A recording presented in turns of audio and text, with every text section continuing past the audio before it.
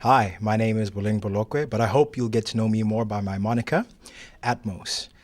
All things artistic, and well, I was basically born a performer, so I hope you'll enjoy these two monologues that I prepared for you.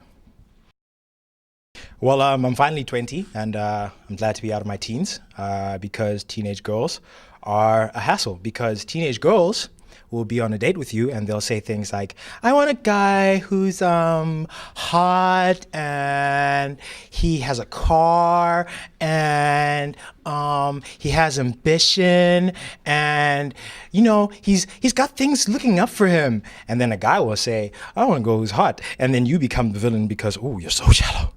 You're so shallow. And I finally make it to this house party last year, and I didn't realize that I was going to be the only grown up there. I was termed the ONAP, old nigger at the party. So yeah, fun times, fun times. Me and the teeny boppers. Me and the teeny boppers, Justin Bieber lookalikes. Yeah, this is nice. This is nice. Thank you.